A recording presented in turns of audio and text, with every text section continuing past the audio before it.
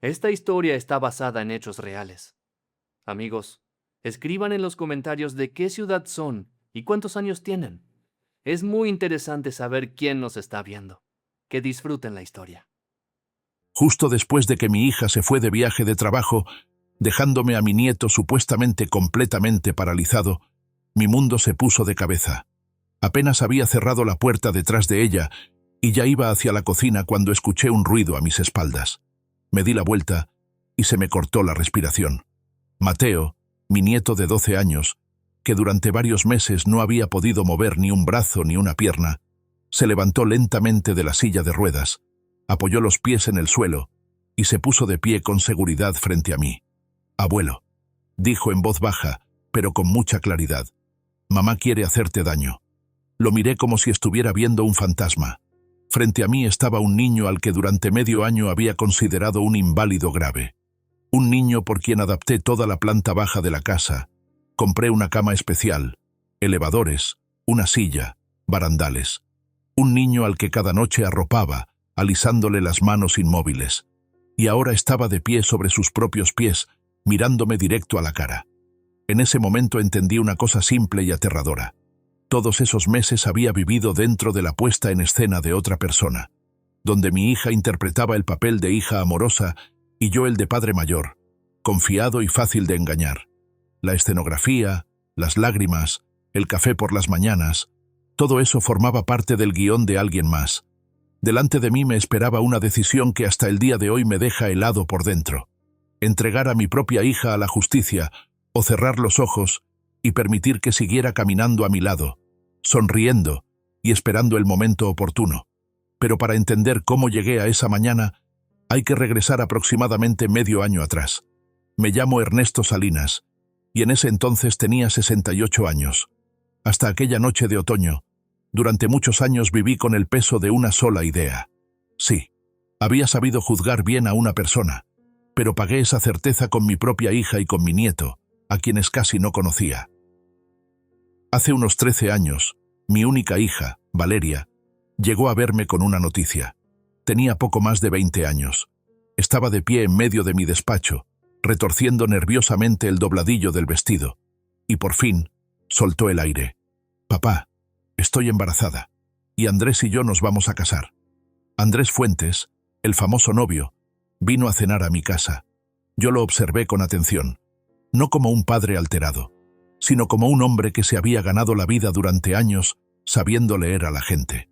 Construí desde cero una cadena de hoteles valuada en unos 120 millones de dólares, y ni una sola vez me mantuve a flote por casualidad. Una sonrisa demasiado pulida, halagos demasiado ensayados. Interrumpía a Valeria casi con ternura, pero de forma que la última palabra siempre fuera suya. Y cuando creía que nadie lo veía, la mirada se le volvía fría y pesada, como la de alguien que calcula cuánto puede sacarte. Cuando se fueron, saqué el teléfono. Después de tantos años en los negocios, todavía me quedaban personas que en un par de días podían contarme más de alguien de lo que esa persona estaría dispuesta a admitir. El rompecabezas se armó rápido. Resultó que a Andrés lo habían despedido 2 veces por comportamiento agresivo, que tenía deudas viejas y antecedentes de juego, que una exnovia había presentado una denuncia contra él ante la policía y luego la había retirado. Llamé a Valeria y le pedí que viniera. «Valeria», le dije, «ese hombre es peligroso. Lo investigué. No son celos de padre. Son hechos. No te cases con él». Hablé con dureza, quizá demasiada. Ella escuchó en silencio, y luego se le llenaron los ojos de lágrimas. «Tú nunca has aprobado a nadie en toda tu vida», dijo llorando. «Él es distinto, papá. La gente cambia. Él me quiere a mí y a nuestro bebé». La conversación terminó en gritos. Me acusó de haberme acostumbrado a mandar sobre todo el mundo. Tal vez en algo tenía razón, pero con respecto a Andrés, yo no me equivocaba. De todos modos, se casó con él. Unas semanas después se fueron a otra ciudad. Antes de irse, se quedó en la puerta y dijo: «Papá, por favor no llames. No te metas. Esta es mi familia, mi vida». Desde entonces comenzaron largos años de silencio casi total. A veces llegaba un mensaje corto en alguna fecha especial. Nada de conversaciones de verdad, nada de fotos de mi nieto, solo una borrosa: Yo envejecía, la casa se vaciaba, y en algún lugar crecía un niño al que no había visto ni una sola vez. Y todo ese tiempo viví con un pensamiento doble. Por un lado, yo había tenido razón sobre ese hombre. Por otro, tal vez sí había cambiado, y yo simplemente me había privado de mi hija y de mi nieto porque no fui capaz de quedarme callado. Y entonces, aquella noche, mientras afuera caía la lluvia a cántaros, yo acababa de terminar de cenar y me disponía a recoger la mesa, cuando el teléfono se iluminó con un número desconocido.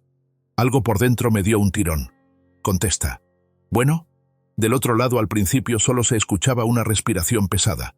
Luego oí una voz que no escuchaba de verdad desde hacía muchos años. Papá. Se me secó la garganta. ¿Valeria? ¿Qué pasó? Tenías razón. Apenas logró decir. Y se echó a llorar como lloran las mujeres adultas, no las niñas. Tenías razón con lo de Andrés. Con todo. Tengo miedo. Ayúdame, por favor. Las palabras empezaron a salir atropelladamente. Andrés resultó ser exactamente el hombre del que yo le había advertido. Durante años le levantó la mano. Ella escondía los moretones. No le decía nada a nadie para no escuchar el «ya te lo habíamos dicho». Unos días antes había perdido el control de tal manera que golpeó no solo a ella, sino también a su hijo. Después de aquella noche, Mateo dejó de caminar. Simplemente no volvió a levantarse del piso. Los médicos hablaban de un daño severo, de la posibilidad de que quizá nunca más se pusiera de pie. Me lo susurraba al teléfono, y yo estaba sentado agarrándome del borde de la mesa. Me fui de su lado, decía. Pero no tengo a dónde ir. Papá, entiendo que fue mi culpa, pero ahora no tengo a quién acudir. Escuchar eso era como beber ácido. Yo había tenido razón con Andrés, pero esa razón no aliviaba absolutamente nada, porque el precio había sido un niño destrozado. Me puse de pie y hablé con dureza, porque en momentos así, la compasión solo estorba. Escúchame bien. Empaca tus cosas, agarra tus documentos y los de Mateo. Todo lo demás no importa. Ahora mismo voy a transferirte dinero para los boletos y las voy a recibir aquí. Papá, de verdad, después de todo, estuve enojado contigo durante muchos años, dije con sinceridad. Pero eres mi hija, y Mateo es mi nieto. La casa es grande. Solo ven. Colgué y me puse en movimiento. Transferí el dinero para los boletos, arreglé que las llevaran al aeropuerto, y luego empecé a llamar a empresas que suministraban equipo médico. Cama funcional, elevador, silla de ruedas, barandales para el baño. Me temblaban las manos, no por la edad, sino por la mezcla de alivio y de culpa pesada. Sí, yo había tenido razón. Pero si en aquel entonces hubiera hablado con más suavidad, si no la hubiera puesto frente a una elección, ¿se habría ido? ¿Se habría quedado más cerca? Pensar en eso no hacía las cosas más fáciles. Un par de días después, yo estaba de pie junto al portón de mi casa. Por la entrada, avanzó lentamente un taxi. La primera en bajar fue Valeria. La reconocí de inmediato, aunque sus rasgos estaban marcados por el cansancio. Había adelgazado mucho, tenía sombras debajo de los ojos y los hombros vencidos. Pero los ojos eran los mismos, solo que ahora ya no había resentimiento en ellos, sino desconcierto y vulnerabilidad. Luego lo vi a él. El chofer sacó con cuidado una silla de ruedas del vehículo. En ella venía sentado un niño, mi nieto.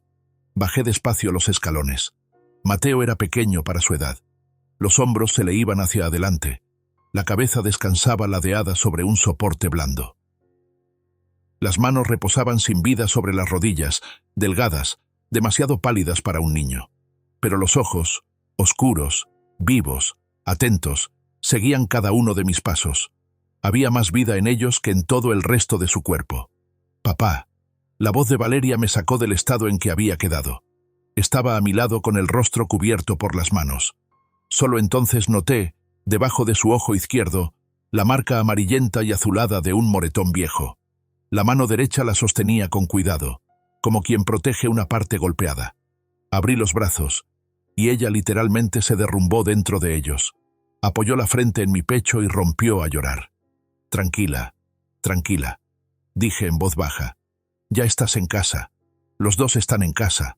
Aquí nadie va a tocarlos. Luego Valeria se secó los ojos y dijo, Papá, te presento. Él es Mateo. Me puse en cuclillas para quedar a su misma altura. De cerca vi las pecas sobre el puente de la nariz, el cabello negro cayéndole sobre la frente y una mirada demasiado adulta para un niño de 12 años. «Hola, Mateo», dije, sintiendo cómo se me apagaba la voz. Llevo mucho tiempo esperando este momento. No podía responderme, ni asentir, ni sonreír, pero no apartaba los ojos de mí. Le tomé la mano con cuidado, fría, completamente sin vida. «Me alegra que estés aquí. Voy a cuidarlos a los dos. Te lo prometo». Dentro de la casa les enseñé sus habitaciones. A Valeria, la de huéspedes en el segundo piso, con vista a un pequeño jardín. A Mateo, una habitación en la planta baja con cama funcional, elevador de techo y baño adaptado. «Papá, es demasiado», dijo Valeria con la voz temblorosa. «Por algún lado había que empezar», respondí brevemente. Esa noche cenamos en silencio. Valeria alimentó a Mateo con cuidado y con paciencia. Más tarde me quedé en el pasillo frente a su cuarto. La puerta estaba entreabierta y de adentro salía la luz tibia de una lámpara de noche.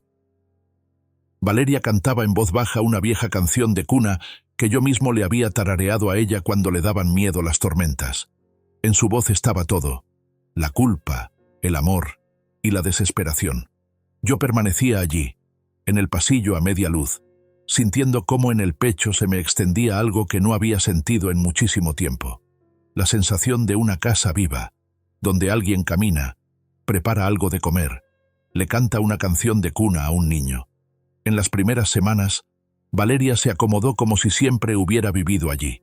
Se levantaba temprano, preparaba el desayuno, se fijaba si yo ya había tomado las pastillas para la presión, atendía a Mateo, lo aseaba, lo alimentaba, le hacía los ejercicios que les habían enseñado en la clínica. Durante el día llamaba a hospitales, peleaba por autorizaciones, apartaba citas con especialistas, discutía con las recepcionistas con firmeza, pero sin groserías. En la noche le leía a Mateo en voz alta de un viejo libro de cuentos, maltratado por los años, el mismo del que yo alguna vez le había leído a ella. A veces me sorprendía a mí mismo parado en el pasillo, detrás de la puerta entreabierta, simplemente escuchando su voz cansada y suave. Unas 2 semanas después de que llegaron, desperté por un olor que al principio me pareció parte de un sueño. Masa fresca, vainilla, mantequilla dorándose y café preparado de verdad. En la cocina, Valeria estaba frente a la estufa con mi viejo mandil, volteando unos panqueques delgados con arándanos. Sobre la mesa ya había un plato con una torre de panqueques listos, junto con mantequilla, mermelada, jugo y 3 tazas, 3 platos, 3 juegos de cubiertos. La casa, que durante años había vivido bajo el régimen de una taza, un plato, de pronto recordó que las personas pueden ser más de una. «Buenos días, papá», se volvió a mí y sonrió de una manera simple y cálida, sin desafío. «Espero que no hayas olvidado cómo huele un desayuno de verdad». «Eso no se olvida», dije, sintiendo que algo se me encogía por dentro. La última vez que un aroma así había llenado esa casa fue cuando Margarita todavía estaba viva. Se llamaba Gloria Mendoza y tendría unos 50 años. Fuerte, ordenada, de rostro abierto y ojos atentos. La encontramos por recomendación. Gloria iba varias veces por semana y ayudaba a Valeria con Mateo. Lo levantaba correctamente, lo giraba para que no le salieran úlceras, le daba masajes suaves, vigilaba su respiración, trabajaba con él los ejercicios, le hablaba al niño como si pudiera responderle, le contaba historias, y yo veía cómo su presencia le permitía a Valeria, aunque fuera un poco, volver a respirar. «Su hija es increíblemente paciente con él», me dijo una vez Gloria, cuando estábamos junto a la ventana viendo cómo Valeria acomodaba con cuidado la manta sobre las piernas de Mateo. «No todas las madres soportan este ritmo. Muchas se quiebran. Ella se mantiene, tranquila, sin perder el hilo». Yo asentí, y sentí una emoción olvidada desde hacía mucho, algo parecido al orgullo. Por las noches, la casa se llenaba de sonidos conocidos: la lavadora, el siseo suave de la estufa, la risa de Valeria en el pasillo. A veces yo pasaba junto a Mateo y sentía sobre mí su mirada oscura y fija. No decía una sola palabra, no movía ni una mano ni una pierna, pero con los ojos registraba todo lo que ocurría. Esa sensación de un niño que observaba era casi tangible, aunque entonces yo todavía no entendía lo importante que era.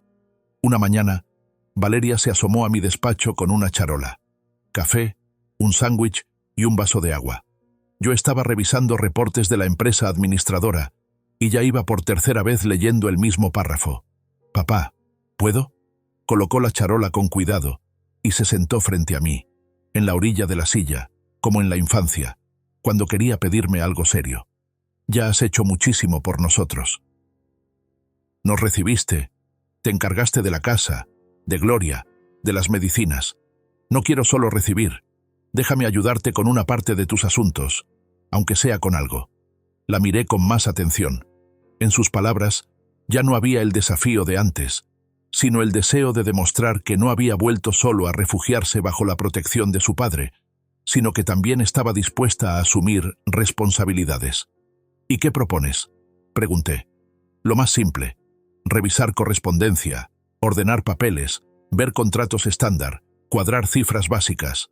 Total, los dos estamos en casa por ahora. Así va a ser más fácil para ambos». La verdad, esa idea ya me rondaba la cabeza desde hacía tiempo. La cadena de hoteles había crecido mucho. Cada propiedad exigía atención, y yo ya estaba pensando en alejarme de las tareas operativas. Claro, seguía existiendo una sombra de duda, el viejo conflicto, los años de silencio. Pero la veía ocupándose de Mateo esas últimas semanas, levantándose por las noches si él se sentía mal, y entendía que frente a mí ya no estaba la muchacha que un día azotó la puerta al irse, sino una mujer a la que la vida había golpeado con fuerza y le había enseñado unas cuantas cosas. «Está bien», dije. «La verdad, sí me vendría bien tu ayuda». En sus ojos se encendió una alegría casi infantil. «¿De verdad? Más en serio no podría estar». Ese mismo día subimos al despacho ya como dos personas que estaban organizando un proceso de trabajo. Abrí los archiveros. Le enseñé las carpetas de cada propiedad. Le expliqué qué hacía cada gerente y qué contratos requerían atención especial. Valeria no solo asentía, hacía preguntas, tomaba notas con una letra ordenada, tan parecida a la de su madre. Luego la llevé al gabinete metálico de la esquina. Ahí se guardaba lo más importante: los originales de los grandes contratos, los reportes financieros, los documentos de propiedad. Muy pocas personas conocían su contenido. Lo abrí, tomé su mano y le puse en la palma el manojo de llaves. «Esto ahora también es tu responsabilidad. Solo se abre por trabajo, solamente tú o yo. No se las des a nadie más». Ella cerró los dedos alrededor del metal como si no estuviera sosteniendo solo unas llaves, sino algo mucho más grande. «Papá, gracias por confiar en mí». Esa misma noche me costó mucho quedarme dormido. En la cabeza me daban vueltas fragmentos de las semanas que habíamos vivido juntos. Valeria riéndose en la cocina, Gloria levantando a Mateo con seguridad mientras le explicaba cada movimiento, el mismo Mateo mirándome por debajo de las cejas, sin parpadear. La casa, que durante varios años se había parecido a un museo, todo en su lugar, limpio, pero frío, volvió a respirar.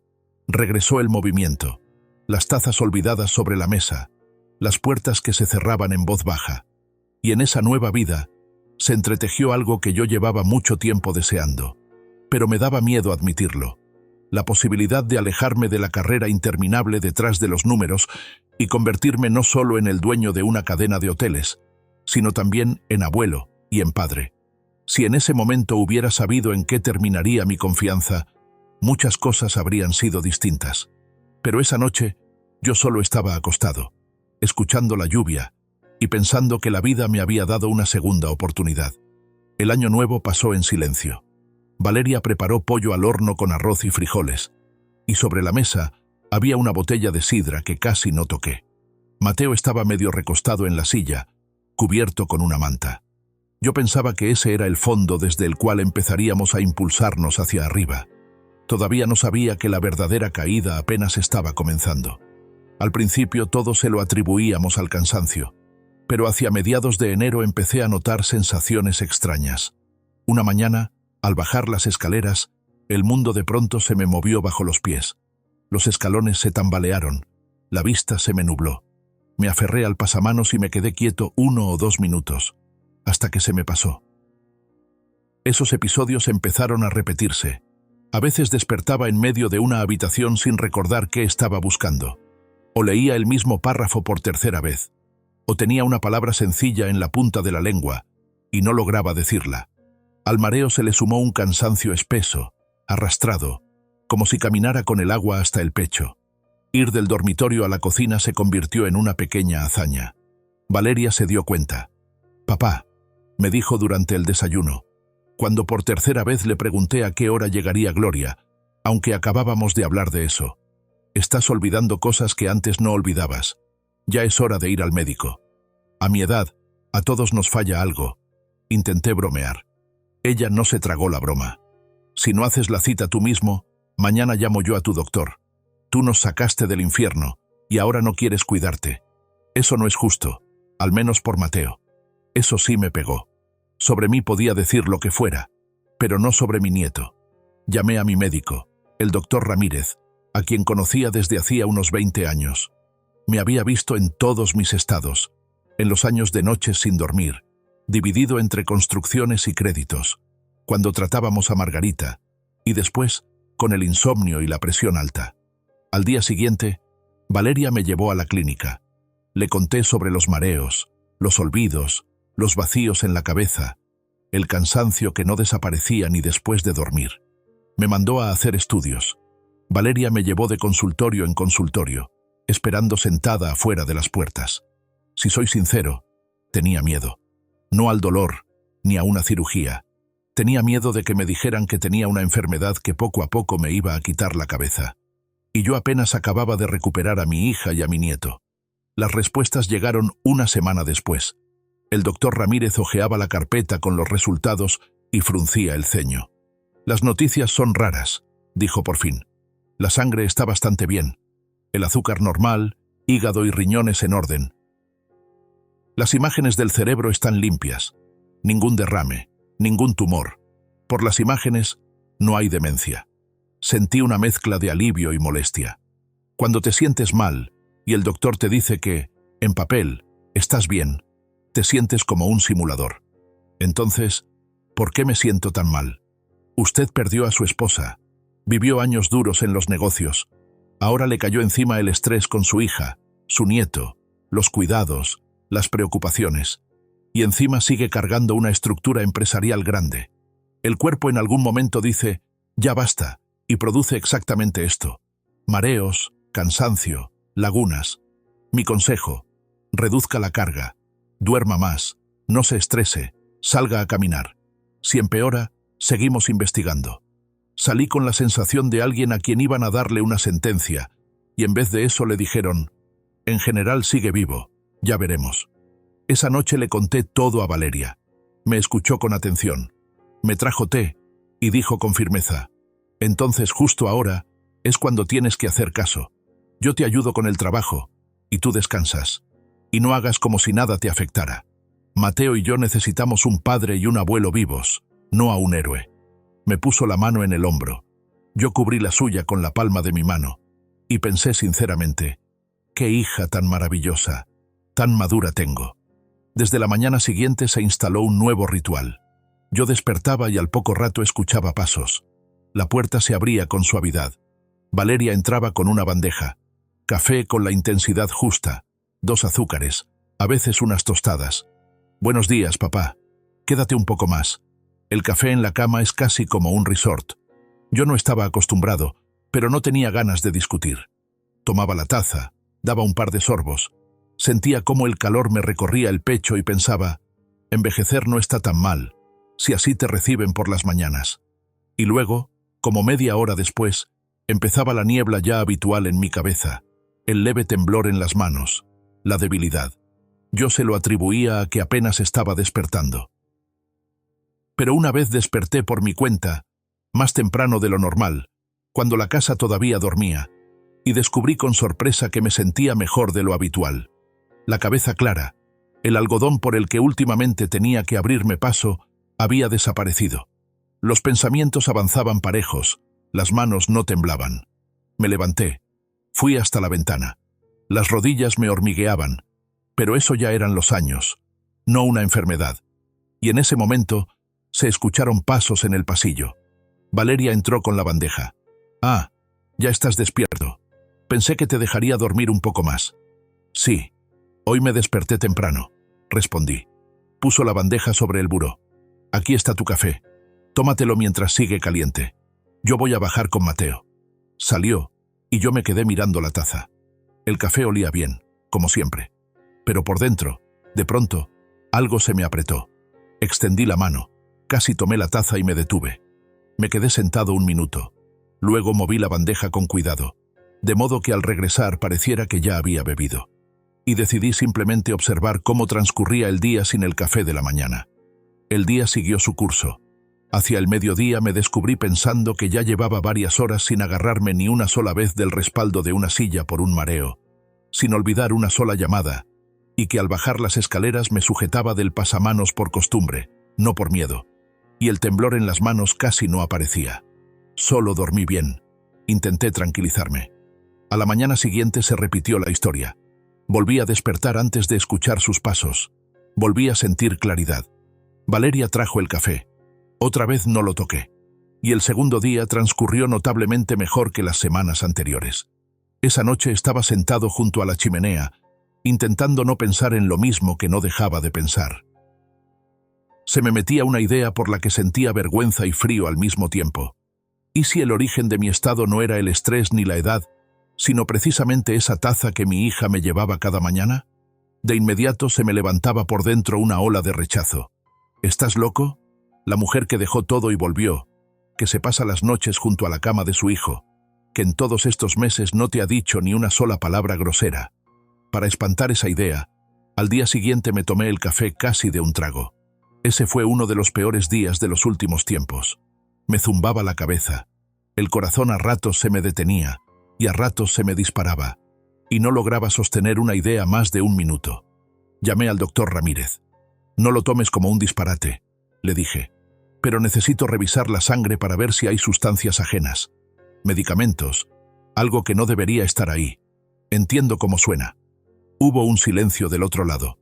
«¿Usted cree que alguien lo está envenenando?», preguntó, sin juzgarme, solo precisando.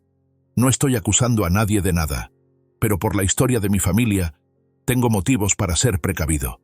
Venga, veremos qué se puede hacer». La respuesta llegó unos días después.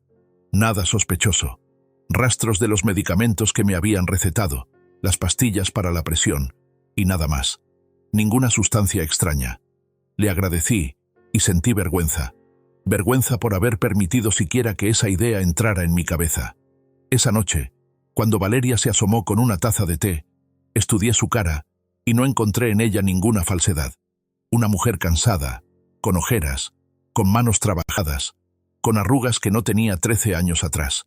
«Eres un idiota, Ernesto», pensé. «Te dieron una oportunidad de volver a ser padre y tú te pones a fabricar sospechas». Un día, ya acercándose la primavera, yo estaba sentado con Mateo en su cuarto. Valeria había salido a la farmacia y Gloria no había ido ese día. Le leía un libro en voz alta, de vez en cuando mirándolo de reojo. En cierto momento se escucharon pasos ligeros y rápidos en el pasillo. Valeria había vuelto. Por reflejo miré hacia la puerta, y luego, con el rabillo del ojo, alcancé a notar cómo cambió la cara de Mateo.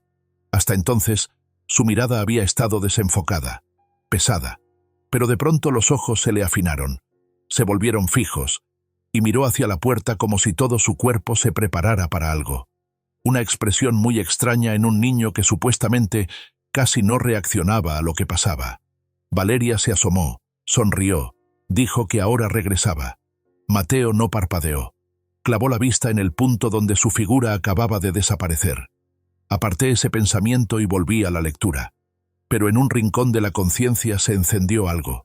No se le escapa nada. Lo ve todo. Y quizá entiende mucho más de lo que creemos. Para la primavera, en la casa todo estaba casi demasiado bien.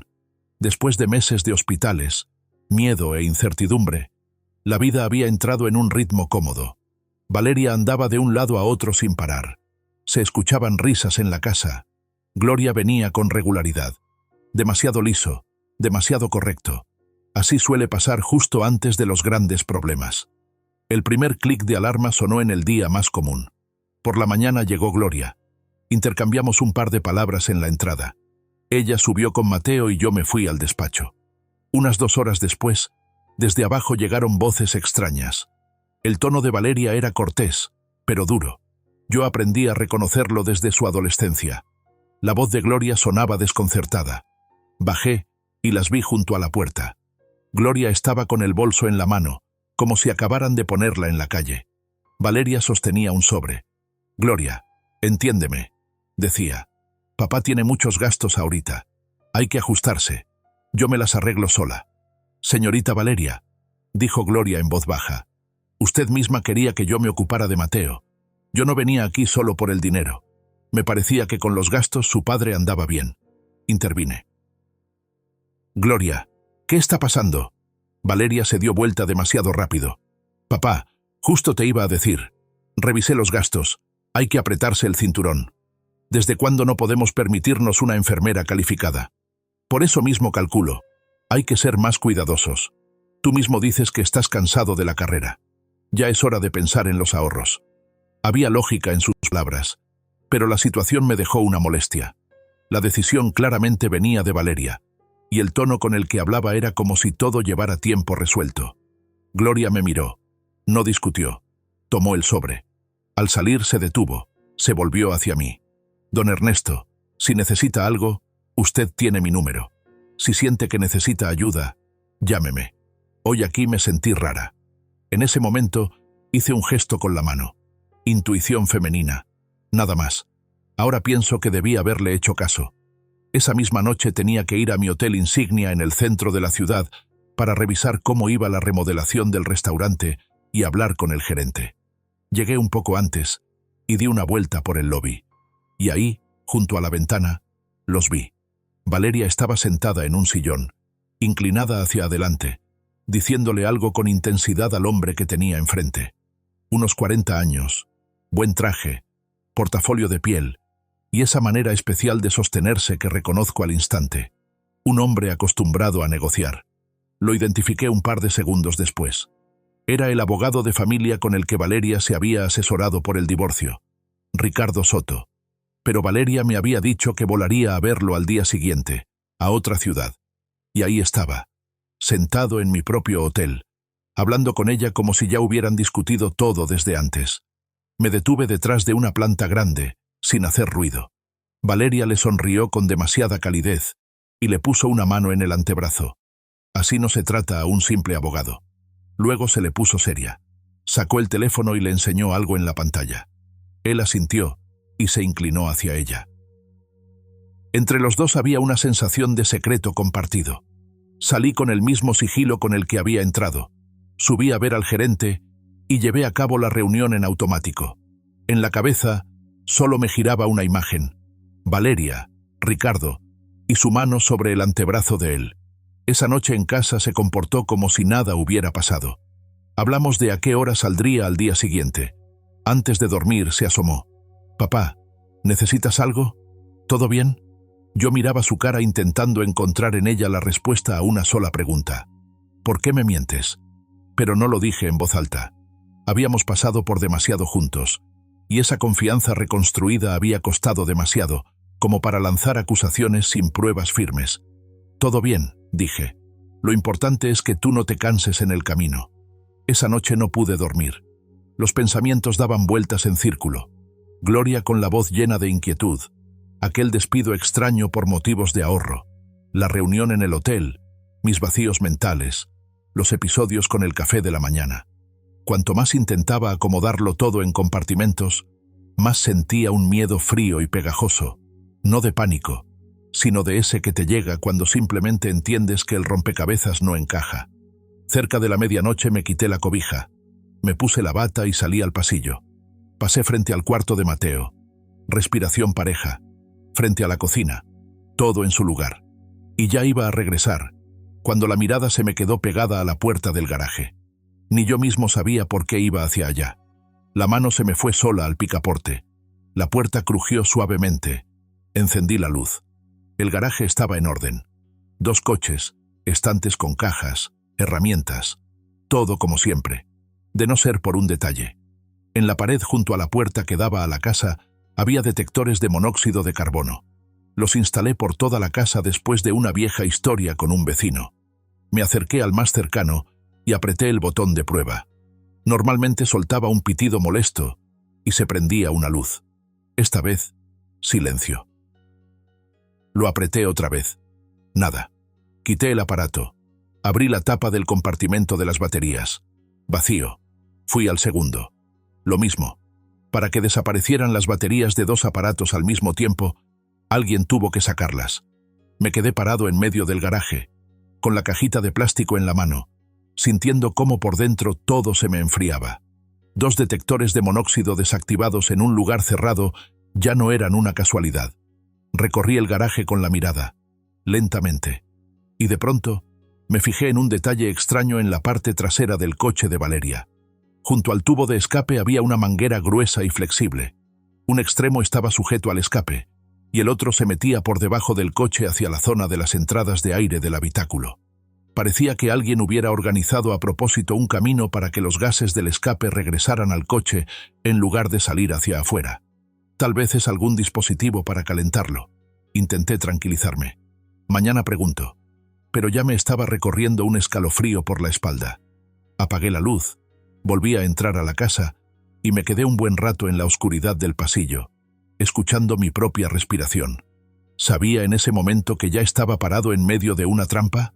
No, solo sentía que algo no estaba bien, y quería convencerme con todas mis fuerzas de que no era más que la imaginación de un viejo, que había visto demasiadas historias de detectives. A la mañana siguiente desperté más tarde de lo habitual. Valeria ya se estaba preparando para salir. El sonido de algo moviéndose en el pasillo, el ruido de la maleta, pasos rápidos. Se asomó a mi cuarto. «Papá, pedí el taxi temprano. No quería despertarte. En el refrigerador hay de todo. Los medicamentos los dejé separados por día. El horario de Mateo está escrito. Gloria prometió pasar en estos días». Se inclinó y me besó en la coronilla, como hacía cuando era niña. «Un par de días y regreso», añadió. «No te preocupes», le dije. Mateo y yo nos las arreglamos. Desde la ventana vi cómo su auto salía del patio y desaparecía en la curva. Unas 2 horas después sonó el teléfono. «Papá». La voz de Valeria sonaba extrañamente tensa. «Oye». Me quedé preocupada por el carro. Al salir me pareció que el motor andaba raro. ¿Podrías bajar al garaje, encenderlo, escucharlo? Déjalo prendido un rato, como 5 minutos, para ver si es algo pasajero o constante. Sus palabras tenían lógica. Bajé, tomé las llaves, entré al garaje, giré la llave. El motor arrancó parejo, suave, sin tirones ni ruidos extraños. Me puse a escuchar, y entonces noté que el aire se estaba volviendo más pesado. Empezó a zumbarme la cabeza. El aire se volvió espeso. En el pecho apareció la sensación de que inhalaba, pero de nada servía. Estiré la mano hacia la llave, y de pronto los dedos dejaron de obedecerme. La vista se me oscureció por los bordes. El mundo se redujo a un túnel, y en ese instante volvió a mí, con una claridad aterradora, lo que había visto la noche anterior. Los detectores de monóxido vacíos, la manguera del escape conectada a la entrada de aire, la petición de mi hija de que me quedara escuchando el motor un buen rato. Jalé la manija de la puerta y logré salir, pero en ese mismo momento me desplomé sobre el concreto. Las piernas ya no me sostenían. Intenté levantarme, pero el cuerpo se había vuelto ajeno y pesado. Me arrastré hacia el portón. Encontré a tientas el botón de control y lo apreté 1 vez, 2 veces, 3 veces. Silencio. El portón ni siquiera se movió. Levanté la cabeza y entendí que ya no me quedaban fuerzas. El último pensamiento que cruzó mi mente, mientras todo se oscurecía, fue el nombre de mi hija. Después, nada. Volví en mí por el frío y por la aspereza bajo la mejilla. Encima de mí había un cielo gris. Bajo la cara, el concreto húmedo de la entrada. Los pulmones tragaban aire limpio con desesperación. Y por encima de todo, una voz. «Abuelo, ¿me escuchas? Abuelo, despierta, por favor». Giré la cabeza. Mateo estaba de rodillas a mi lado, de pie, no sentado en la silla de ruedas, de pie, apoyándose con las manos sobre mis hombros, sacudiéndome, tratando de devolverme a la vida. Tenía la cara pálida, lágrimas en las mejillas, pero los ojos, esos mismos ojos oscuros y atentos, me miraban con absoluta claridad. Detrás de él, vi el portón del garaje entreabierto. El auto adentro estaba apagado. La manguera del escape yacía a un lado. «Tú», logré decir con la voz ronca. «Tú caminas». Mateo apretó más fuerte los dedos. «Camino desde hace mucho, abuelo. Nunca estuve paralizado. Estaba fingiendo». Me ayudó a incorporarme. Me sentó en un escalón y se sentó a mi lado. «No alcancé a hacerlo antes», dijo. Entendía que mamá estaba preparando algo, pero hasta el último momento quise creer que se iba a arrepentir. Hoy escuché que arrancó el carro y entendí que era esto.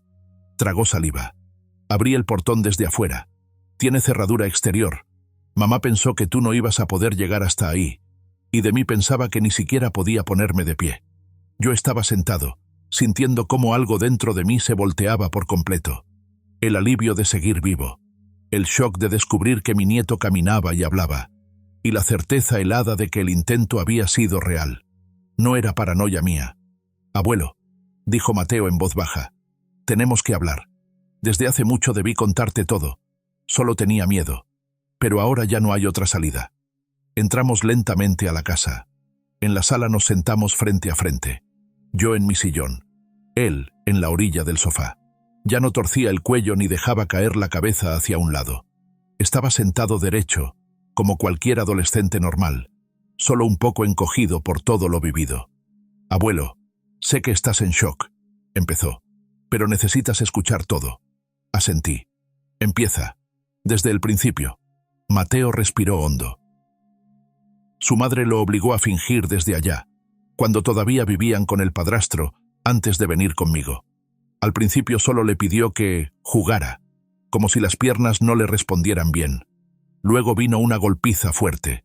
Terminaron en el hospital en plena noche, y Mateo de verdad no pudo levantarse durante varios días. Entonces ella decidió llevar la mentira hasta el final y aprovecharse de eso. Le contaba sobre mí toda clase de historias, que yo le había prohibido casarse, que por mi culpa ella había soportado años de violencia, que yo vivía en una casa enorme nadando en dinero y nunca me había importado ayudarlos. Durante mucho tiempo le creí todo eso, confesó Mateo.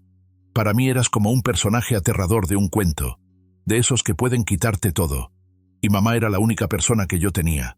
Acepté sentarme en la silla y fingir que no podía moverme. Pensaba que los dos estábamos sobreviviendo. Cada una de sus palabras me cortaba por dentro. Así era como yo había vivido en la cabeza de mi nieto todos esos años. Después de mudarse a mi casa, casi no se levantaba no porque no pudiera, sino porque tenía miedo. Todas las noches Valeria le repetía lo mismo en voz baja. «Solo tú y yo. El abuelo es peligroso. Si hablas nos va a echar. Yo no lo voy a soportar. Te vas a quedar solo». Pero luego Mateo empezó a despertarse por las noches por las conversaciones telefónicas de ella. Ya desde el otoño empezó a escuchar fragmentos. «Seguro. Monto del seguro en caso de muerte. Beneficiario. Lo haremos con cuidado para que el viejo no sospeche nada». Al principio pensé que hablaba del padrastro, dijo. Pero luego las palabras empezaron a formar otra imagen, mucho más aterradora. Una vez, cuando Valeria entró a bañarse y dejó el teléfono en la cocina, él se atrevió a revisarlo. Ahí encontró mensajes de Ricardo Soto. «Seguro de vida. Una póliza por $25 millones, contratada a mi nombre, con Valeria y Mateo como beneficiarios». Y además ella escribía que «el viejo es blando. Si se le presiona bien va a firmar lo que sea. Primero hay que volverlo indefenso. Con la edad y los medicamentos, todo se va a ver natural». Por las noches, Mateo también escuchaba otra cosa. Conversaciones sobre deudas, préstamos en línea, amenazas. Una vez, en plena charla con Ricardo, la oyó decir: «No hay otra manera, Ricardo. Así es como voy a salir de esto. Tengo deudas de casi $300.000. Tú sabes qué clase de gente tengo detrás». Y luego escuché cómo hablaba, con toda calma, de la manera exacta de hacerlo, abuelo. ¿Y ustedes cómo creen que terminará todo? Pueden escribir su versión en los comentarios. Dijo en un susurro. Hablaban del monóxido de carbono, de los detectores, del café, de las pastillas. Decían que tenía que parecer una muerte natural, que a tu edad nadie se iba a sorprender si de pronto te pasaba algo en el garaje o al volante. Me aferré con fuerza a los descansabrazos del sillón. Todo ese tiempo el muchacho había cargado con aquello completamente solo. Mateo sacó del bolsillo un teléfono viejo, maltratado, con la pantalla estrellada. Lo compré con dinero que había ahorrado. Entendí que nadie me iba a creer solo por mi palabra. Soy un niño, y mamá sabe fingir. Por eso empecé a grabar todo lo que escuchaba. Me enseñó en la pantalla una lista larguísima de audios y fotos de conversaciones. Una vez escuché cómo le decía a Ricardo que las pastillas funcionaban, pero muy despacio, que había que subir la dosis con cuidado para que los análisis no detectaran nada. Y él le explicaba sobre unos medicamentos para la ansiedad. En dosis pequeñas nublan la mente. Si se usan un poco cada día, combinados con alcohol y a cierta edad, parece un deterioro senil completamente normal. Entonces, recordé cada mañana el café que me llevaba con tanto cuidado, y a veces incluso un chorrito de coñac para activar la sangre. La vista borrosa, los pensamientos espesos, el doctor Ramírez abriendo las manos. En los análisis no sale nada. ¿Por qué no viniste conmigo de inmediato?, pregunté, y la voz me salió más dura de lo que quería. Al principio tenía miedo, respondió con sinceridad. Ella me metía en la cabeza que tú nos habías abandonado, que no se podía confiar en ti. Luego empecé a pensar en cómo hacer para que, incluso si ella descubría que te había contado todo, no pudiera voltearlo a su favor. Por eso fui guardando las grabaciones. Quería esperar al momento en que todo estuviera claro. ¿Y cuándo entendiste que había llegado ese momento? Cuando vi que las baterías de los detectores habían desaparecido. Me di cuenta antes que tú. Escuché que ella andaba haciendo algo en el garaje durante la noche. En la mañana bajé, apreté el botón, y nada. Ahí supe con certeza que estaba pasando de las palabras a los hechos. Pero hasta el último momento, quise creer que le iba a dar miedo. Y cuando hoy te llamó para pedirte que bajaras al garaje, entendí que ese era el momento. Me contó cómo oyó el motor encenderse, cómo salió de la silla, corrió hasta la calle. La llave de la cerradura exterior del portón la tenía escondida desde el otoño. Se la había sacado a su madre de un juego de llaves mientras ella dormía. Abrí el portón, y de inmediato me pegó ese olor, dulce y pesado. Estabas tirado en el piso, casi sin respirar. Te arrastré como pude. No soy tan fuerte, pero en todo ese tiempo solo pensaba, que no sea demasiado tarde. Abuelo, terminó, mirándome directo a los ojos. Entiendo que puedes enojarte conmigo por haber fingido y por haberme quedado callado mientras tú te sentías mal. Pero de verdad no sabía cómo hacerlo de otra manera. Y ahora, si no contamos todo, ella va a intentar rematarte en otra ocasión, o va a hacer algo todavía peor. Me quedé callado, mirándolo. Frente a mí estaba un muchacho que me había salvado la vida, y al mismo tiempo me estaba confesando que durante meses había participado en una puesta en escena en mi contra, solo porque su madre se lo había ordenado. No puedo odiarte, dije por fin, y la voz se me quebró un poco. Simplemente no tenías cerca a un adulto que te dijera alto. Ahora sí lo tienes. Así que vamos a hacer esto como lo hacen los adultos. Vamos a llamar a la policía. ¿A la policía?, preguntó en voz baja. A la policía, confirmé. Esto ya no es un pleito familiar. Esto es un intento de homicidio. Decirlo fue más fácil que hacerlo. La mano me tembló sobre el teléfono. Hasta el final, uno guarda la esperanza de que quizá todo se arregle. Pero yo entendía con total claridad que si trataba de resolverlo en silencio, aquello iba a terminar en el cementerio o en algo todavía peor. Marqué al 911. La operadora me pasó con una detective, una mujer de voz firme y pareja, que me pidió de forma breve nombre, dirección, qué había ocurrido. Yo le conté, lo más calmado que pude, todo. El intento de matarme con monóxido de carbono, los detectores desactivados, la manguera del escape conectada a la entrada de aire, la sospecha de que me estaban intoxicando poco a poco a través del café, la existencia de audios y conversaciones guardadas, la póliza de seguro por 25 millones. Del otro lado la voz se volvió de inmediato completamente profesional. Quédese en casa, no toque nada, no quite la manguera, no vuelva a colocar los detectores, no lave la cafetera. Voy a movilizar al equipo y yo misma voy para allá. Soy la detective Sandra Torres. La llamada está siendo grabada. Estaremos con usted en aproximadamente media hora. Abra la puerta únicamente a personas uniformadas. Yo seré la primera en mostrar mi identificación. Le di las gracias. Colgué y me quedé sentado un momento, tratando de recuperar el aliento. Van a venir, le dije a Mateo. Y los dos vamos a tener que repetirlo todo paso por paso. Ya es demasiado tarde para tener miedo. Tal como lo prometió, media hora después se oyeron vehículos en la entrada.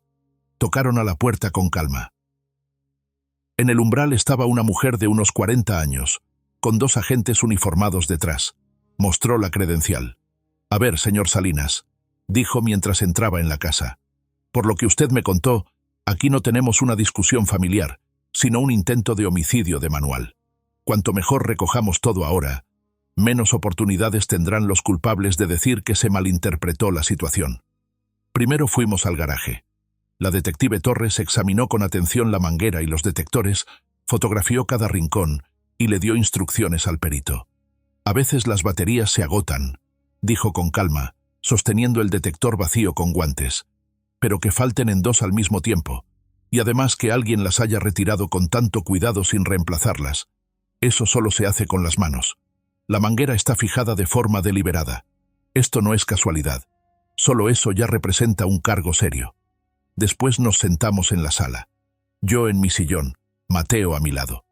Torres sacó una libreta y encendió una grabadora. Cuéntenme todo desde el principio. Cómo volvió su hija, cómo se comportó, cuándo empezaron sus síntomas, cómo Mateo fingía, cómo se enteró de los planes, qué grabaciones hizo. No vamos a apurarnos. Y mi nieto y yo, uno después del otro, empezamos a contar. Yo hablé de la llamada de Valeria después de tantos años de silencio, de su arrepentimiento, de Mateo en la silla, de cómo ella asumió el manejo de la casa y de mis papeles, de las revisiones con el doctor Ramírez, del café de las mañanas, de mis vacíos mentales, del despido de Gloria, del encuentro con el abogado en el hotel, de mi salida nocturna al garaje. Mateo habló de las conversaciones que escuchaba por las noches, de las deudas, de la póliza del seguro, de la frase «hay que volver indefenso al viejo», de las grabaciones hechas con el teléfono viejo. Cuando Mateo le extendió el teléfono, Torres lo colocó con cuidado sobre una hoja limpia de papel. Esto es algo muy importante. A partir de este momento no lo tocan con las manos. Si aquí aparecen amenazas, montos y la discusión de métodos, esto es prueba durísima. Pidió que se abriera uno de los archivos. En la sala sonó la voz de Valeria, familiar, querida, y al mismo tiempo completamente ajena. Si todo se hace con cuidado, nadie va a escarbar. Él ya está viejo, de por sí tiene problemas de salud. El monóxido de carbono es un clásico. Los detectores ya se quitaron, y las aseguradoras no van a investigar demasiado. Diremos que el corazón no aguantó. Después sonó una voz masculina, la de Ricardo Soto. Lo importante es no apresurarse. Primero lo llevamos con pastillas a un estado en el que esté lento, olvidadizo, para que los doctores se acostumbren a esa imagen. Así, cuando ocurra el accidente, nadie se va a sorprender. Una oleada de náusea me recorrió por completo. No por el gas, sino por la conciencia de lo que estaba escuchando. Eran conversaciones reales entre personas vivas, y una de esas personas era mi hija. Torres apagó la grabación. Esto basta para abrir una causa por intento de homicidio. Los siguientes son los documentos financieros, los del seguro, los expedientes médicos, las declaraciones de los médicos y de la cuidadora. Si hay alguien que pueda traer los documentos de la casa, llámelo. Me acordé de Marcos, mi administrador de muchos años, que conocía todos los papeles. Lo llamé sin dar detalles. Necesitaba ayuda, que trajera las carpetas donde estaban las pólizas a mi nombre y los documentos que se habían firmado en los últimos meses. Me respondió que llegaría en 1 hora. Mientras tanto, Torres llamó a Gloria. Por el tono de su voz, no parecía estar demasiado sorprendida. La verdad, yo algo así ya me temía. El día que me despidieron, esa mujer me puso la piel chinita. Si hace falta, voy y cuento todo lo que vi. Cuando llegó Marcos, traía un portafolio. Sacó una carpeta y dijo: «Aquí está la póliza que usted, según Valeria, estaba tramitando por cuestión de orden». Me sorprendió la cantidad. pero ella explicó que así todos estarían más tranquilos. Perdón por no insistir en que usted la leyera personalmente. Extendimos los documentos sobre la mesa. En la póliza, en blanco y negro, decía: en caso de fallecimiento de la persona asegurada, pagar a la única beneficiaria, la hija Valeria, una suma asegurada de $25 millones. Torres fotografió el documento y lo anexó al acta. Entonces, por el momento tenemos lo siguiente: un intento de homicidio mediante el uso de monóxido de carbono, técnicamente confirmado, grabaciones de audio donde se discuten el método, el plazo y el móvil, una póliza de seguro emitida recientemente por una suma elevada a favor de esa misma hija. Esto es más que suficiente para abrir una causa penal por intento de homicidio con fines económicos, cometido por un grupo de personas en acuerdo previo. Yo escuchaba esas palabras secas y entendía que estaban hablando de mi propia sangre.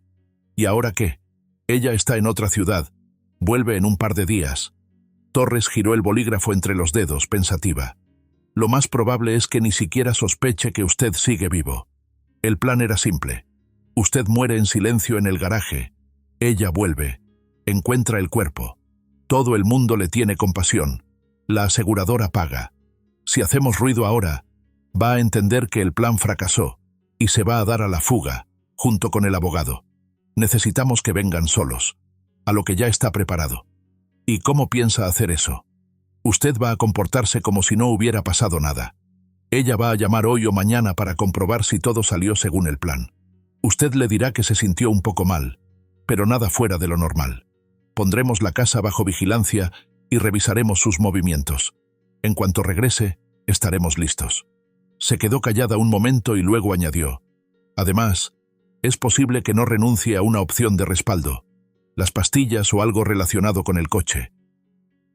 Eso nos dará la oportunidad de detenerla en flagrancia. ¿Está listo para eso, señor Salinas? Miré a Mateo. Estaba encogido en su lugar, pero en los ojos tenía lo mismo que yo sentía por dentro: cansancio de vivir con miedo y ganas de que todo terminara de una vez. Si esa es la única manera de que no se escape, dije, entonces vamos a seguirle el juego. Estoy cansado de vivir en la niebla. Que por una vez la verdad quede sobre la mesa. Torres asintió y se puso de pie. Antes de irse me estrechó la mano con una firmeza inesperada, muy humana. Luego se volvió hacia Mateo. Hiciste lo que muchos adultos no habrían podido. Le salvaste la vida a tu abuelo y nos trajiste las pruebas. Hiciste lo correcto. Cuando se fueron, la casa se llenó de un silencio tenso, no doméstico, sino como una pausa antes del acto principal. El teléfono estaba sobre la mesa, pero parecía latir al ritmo de mi corazón. En alguna parte, en otra ciudad, Valeria seguía convencida de que su padre ya estaba muerto. En alguna parte, Ricardo Soto hacía planes sobre cómo repartirse el dinero del seguro.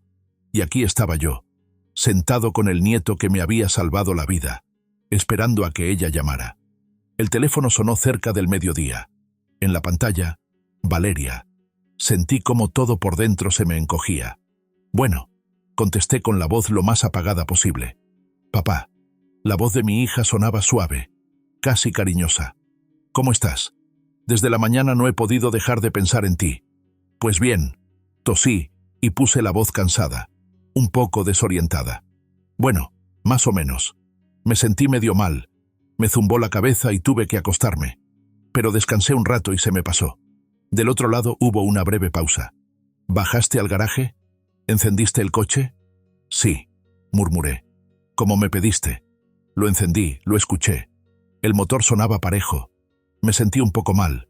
Abrí la puerta, respiré y subí. Ya estoy viejo. La escuché soltar el aire, no con alivio, sino con una irritación muy bien escondida. Papá, me asustas. En cuanto vuelva te voy a sacar una cita con el doctor Ramírez. Hay que ocuparse en serio de tu estado. Hazlo, acepté. No estaría de más. Después entró en su modo de siempre. El hotel, la reunión, los papeles del divorcio, el tráfico. Yo la escuchaba a medias, porque frente a mis ojos seguía estando la manguera del garaje y su voz en la grabación. ¿Mateo está contigo? ¿Puedo hablar con él? Miré a mi nieto.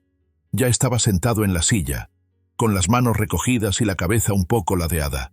Había vuelto a su papel. Con Torres habíamos decidido que hasta el momento de la detención se seguiría moviendo por la casa en la silla. Puse la llamada en altavoz.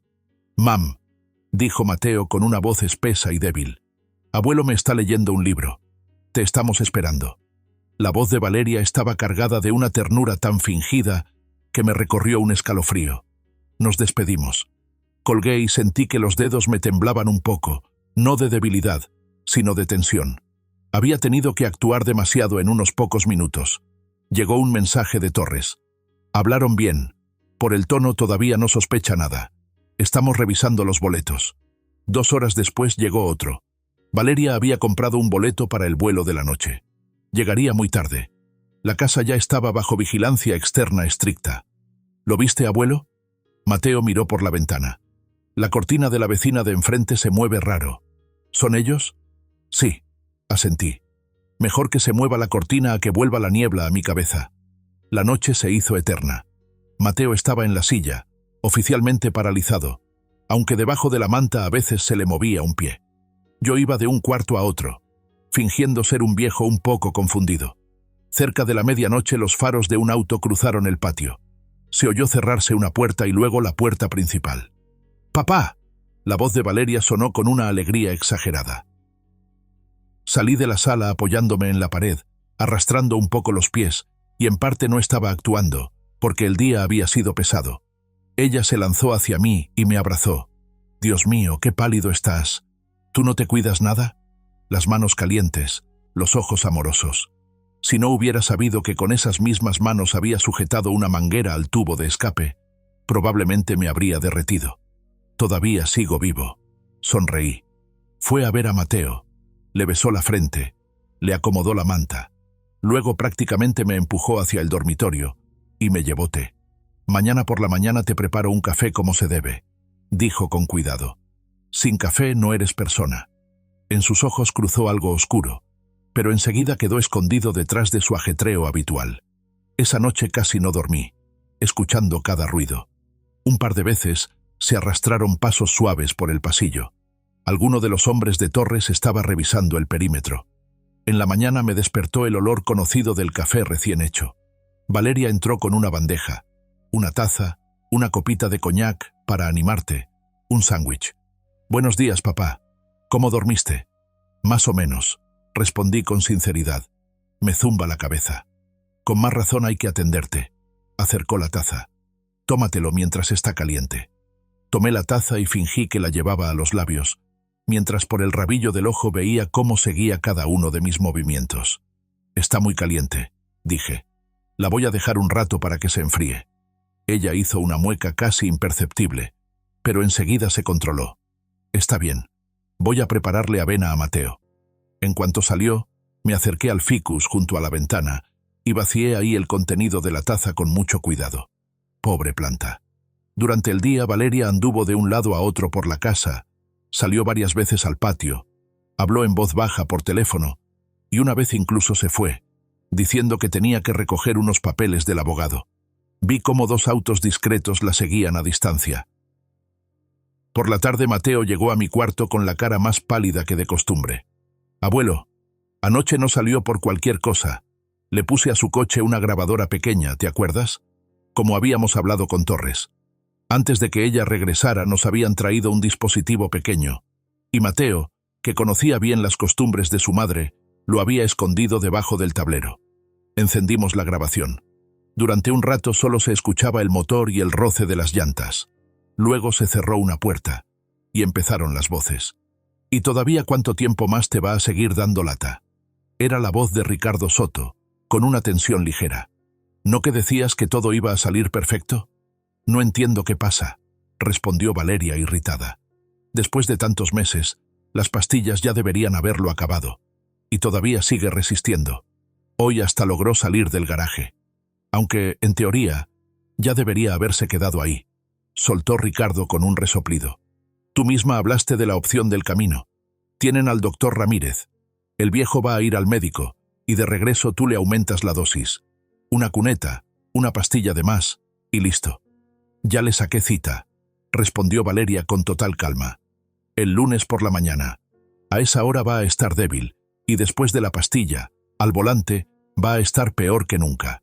En la carretera nadie se va a poner a investigar. La edad, un desmayo, el corazón. Y el seguro es el seguro. Todavía hablaron un poco más de dinero y de planes, de cómo ella, después del triste acontecimiento, iba a vender parte de los activos y por fin iba a vivir bien. En cada una de sus palabras sonaba la certeza de que no le iba a pasar nada. Cuando la grabación terminó, en el cuarto quedó un silencio denso. El lunes, dije en voz alta. Mateo me miraba como si temiera que yo volviera a dejarlo pasar. Llamamos a Torres, ahora mismo. Torres respondió casi de inmediato. Puse la llamada en altavoz y le dejé escuchar la grabación completa. El plan queda confirmado, dijo. Lunes por la mañana, cita con el médico. Intento de simular un accidente de regreso. Eso nos favorece.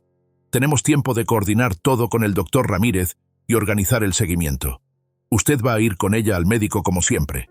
Debilidad, olvidos, confianza en la hija. Por dentro, usted está con nosotros. Antes de la consulta lo va a interceptar uno de nuestros agentes. Lo demás es cosa nuestra. Ya que empezamos, suspiré, hay que llegar hasta el final. La noche del domingo al lunes fue, probablemente, la más larga de mi vida. Valeria caminaba por la casa con el aire de hija entregada, entrando cada tanto a mi cuarto. Papá, no te preocupes. El doctor Ramírez y yo vamos a dejar todo organizado. Te haremos estudios nuevos. Todo va a salir bien. ¿Bien para quién? Estuve a punto de preguntarle, pero solo asentía con cansancio. Mateo quiso venir con nosotros, pero Torres y yo decidimos que era un riesgo innecesario. Se quedó en casa, bajo la vigilancia de los agentes. Por la mañana, Valeria y yo salimos hacia el centro médico. Ella manejaba, yo iba en el asiento del copiloto, como un paciente ejemplar. Miraba sus manos sobre el volante, cuidadas, con la manicura impecable, y por eso mismo dolía más. Papá, ¿por qué esa cara tan sombría? Ahorita averiguamos qué pasa. Ramírez te revisa. A lo mejor solo es la presión. La edad. Estuve de acuerdo. Con la edad, tarde o temprano, a todos se les descompone algo. En la entrada del centro ya nos esperaba una recepcionista. Una cara desconocida para mí. Una mirada demasiado atenta. Una calma demasiado controlada frente a Valeria. Era evidente que era gente de Torres. Nos sentamos en el pasillo. Valeria me sostenía del brazo. De vez en cuando me acariciaba la mano, interpretando su papel hasta el mínimo detalle. El corazón me golpeaba tan fuerte que me parecía que se escuchaba en todo el piso. La puerta del consultorio se entreabrió y apareció el doctor Ramírez, un poco más tenso de lo habitual, pero por fuera, igual de sereno que siempre. Señor Salinas, pase. Y usted también, Valeria. Me levanté, tambaleándome un poco. Valeria de inmediato me sujetó del brazo. Entramos. La puerta se cerró suavemente detrás de nosotros. Ramírez me hizo una seña casi imperceptible con la cabeza. Lanzó una mirada hacia una esquina, y solo entonces vi que junto a la pared, con una chamarra oscura, estaba Torres. Sin uniforme, pero bastaba verle los ojos para entender que estaba a punto de empezar una escena completamente distinta. Ramírez hojeaba mi expediente por pura apariencia. Hacía preguntas formales sobre la presión y el sueño. Valeria estaba sentada a mi lado, con la mano apoyada pesadamente sobre mi hombro. Luego Ramírez suspiró, cerró el expediente, levantó la vista y dijo con un tono completamente distinto: Valeria, ahora vamos a hablar no como médico con familiares, sino como personas que tienen cosas que decirse. Y giró apenas la cabeza hacia la esquina. Valeria solo entonces vio a Torres y se sobresaltó. Los dedos sobre mi hombro se tensaron. ¿Quién es ella? ¿Una nueva especialista? Torres salió de la sombra con toda calma y sacó su credencial. Detective Sandra Torres, División de Investigación. Existe una causa penal por intento de homicidio de un familiar cercano con fines económicos, cometido por varias personas en acuerdo previo, además de episodios de fraude e intento de fraude al seguro. Al principio Valeria no entendió. Se quedó sentada, con la boca apenas entreabierta, mientras la mirada le iba de Torres a Ramírez y de Ramírez a mí. Esto es una broma. Papá, ¿qué está pasando? No es ninguna broma, dijo Torres, dejando frente a ella la orden de detención. Valeria se levantó de golpe y la silla rechinó. Papá, ¿de verdad crees toda esta basura? Diles que es un error. Yo me puse de pie lentamente, sintiendo cómo todo me zumbaba por dentro. Valeria, dije en voz baja, no habrían venido porque sí. En ese momento se abrió la puerta y entraron 2 hombres corpulentos con chaquetas sencillas. La detención se va a llevar a cabo aquí, les indicó Torres con un movimiento de cabeza. ¡No tienen derecho!, gritó Valeria. ¡Yo no hice nada! Papá, diles algo. Diles que me quieres. La voz se le quebró en una nota aguda. El primer sonido auténtico, no teatral. Torres recitó con claridad, de memoria. Queda detenida bajo sospecha de haber cometido un delito grave. Tiene derecho a no declarar contra sí misma, derecho a un abogado y derecho a una llamada telefónica después de que se levante el acta. Todo lo que diga podrá ser utilizado como prueba. Papá, diles algo. Uno de los agentes la tomó del brazo con firmeza, aunque sin brusquedad. El otro sacó las esposas. Todo esto es por culpa de Mateo. Ese chamaco te metió cosas en la cabeza. Se interrumpió al ver cómo yo reaccionaba al escuchar la palabra chamaco. Mateo me salvó la vida, dije con calma. Y tú intentaste quitármela. Por un segundo, en sus ojos apareció algo real. Una expresión rabiosa, herida, casi infantil, no calculada para nadie. Más aterradora que cualquier grito. Porque en esa mirada había una sola idea. ¿Cómo te atreves a no serme útil? Luego sonaron las esposas al cerrarse. Y de pronto ella se aflojó, bajó la cabeza. Papá, dijo ya en voz baja, ronca. Yo solo quería que por una vez me tocara algo bueno. Tú pasaste la vida entera controlándolo todo, y a mí también. Sus motivos serán analizados, intervino Torres. Pero eso no cambia el hecho de que usted estaba preparando un asesinato. A partir de ahora, hable con su abogado. En la puerta, Valeria se volvió. Sus ojos se clavaron en los míos. Te vas a arrepentir. Sin mí, tú no eres nadie. Ese muchacho será el primero en abandonarte cuando crezca. Eso ya no le corresponde decidirlo a usted, respondió Torres con tranquilidad. Vamos. La puerta se cerró. El golpe resonó en algún lugar debajo de mis costillas como un eco vacío. Volví a sentarme, y solo entonces me di cuenta de cuánto había estado temblando todo ese tiempo. Las manos, las piernas, la barbilla. ¿Agua?, preguntó Ramírez con sencillez. No me vendría mal, logré decir. Después vinieron las actas, las firmas, una conversación breve con Torres en el pasillo. Se le impuso prisión preventiva. Tenemos suficientes grabaciones, documentos y testimonios para deshacer cualquier intento de negación. Se quedó callada un momento. Entiendo que para usted esto no es una victoria, sino una pérdida. Pero habría sido peor si hubiéramos llegado un día tarde. En casa nos esperaba Mateo. No aguantó y salió corriendo hacia la entrada. Pero en el último momento se acordó de todo. Empujó la silla unos metros y solo cuando vio que los que entraban éramos los de siempre se puso de pie. ¿Y?, preguntó. Con solo ver la cara de Torres ya se entendía todo. A tu mamá la detuvieron, le dije directamente. Oficialmente. Ahora todo va por la vía legal. Él se quedó inmóvil. Luego bajó despacio al asiento y se cubrió la cara con las manos. Torres le puso una mano en el hombro con suavidad. Tú hiciste todo lo que estaba en tus manos. Lo demás nos corresponde a nosotros. Después empezaron unos meses que recuerdo como una franja larga y turbia de oficinas, papeles, interrogatorios y careos. Todo se confirmó.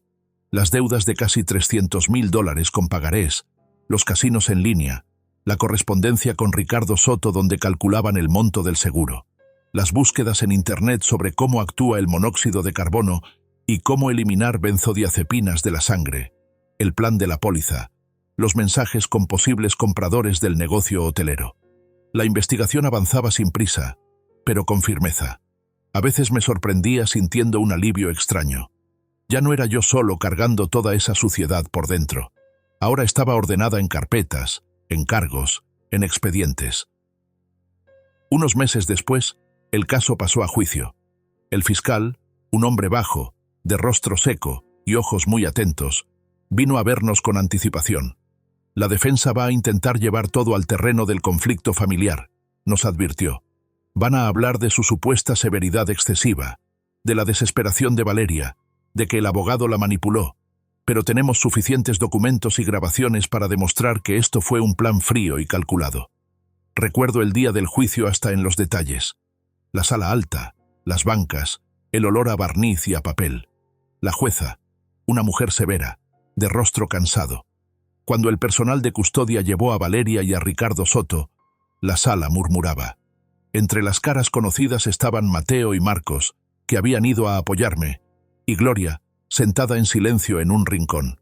Valeria había adelgazado, estaba gris, pero sostenía la barbilla en alto. Al verme, se quedó inmóvil un segundo, y luego apartó la mirada, como si el orgullo no le permitiera pedirme nada con los ojos. El juicio duró varios días.